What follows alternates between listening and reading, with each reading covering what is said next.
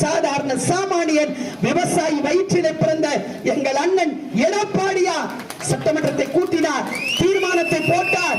7.5% உள் ஒதுக்கீட்டினை கொண்டு வந்து அரசு பள்ளியிலே படிக்கிற ஒரு சாதாரண மாணவனுடைய கனவா இருந்த டாக்டர் படிப்ப நனவாக்கிய பெருமைக்குரியவர் எங்கள் மாவீரன் அருமை அண்ணன் எடப்பாடியார்.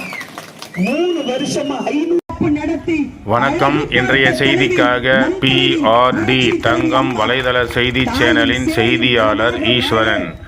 அனைத்திந்திய அண்ணா திராவிட முன்னேற்ற கழகத்தின் ராணிப்பேட்டை மேற்கு மாவட்ட கழக செயலாளர் SM சுகுமார் தலைமையில் ஆற்காடு கிழக்கு ஒன்றியத்தில் திமிரி கிழக்கு ஒன்றியத்தில் இன்று இரட்டை இலை சின்னத்திற்கு நட்சத்திர பேச்சாளர் திருமதி அமுதா அவர்கள் கலந்து கொண்டு வீதி வீதியாக சென்று வாக்கு சேகரித்தார்.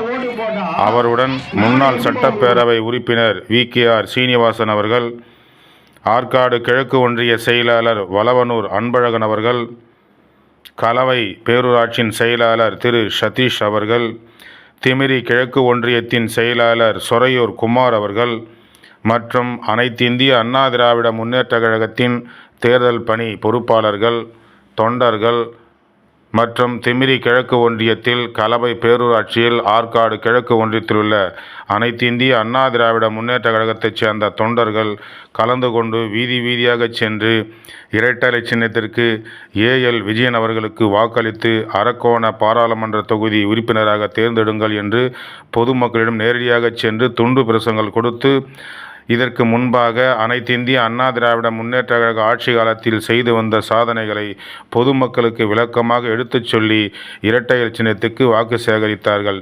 செய்திக்காக ஆற்காடு கிழக்கு ஒன்றியம், கலவை பேரூராட்சி, திமிரி கிழக்கு ஒன்றிய பகுதிகளிலிருந்து செய்தியாளர் ஈஸ்வரன்.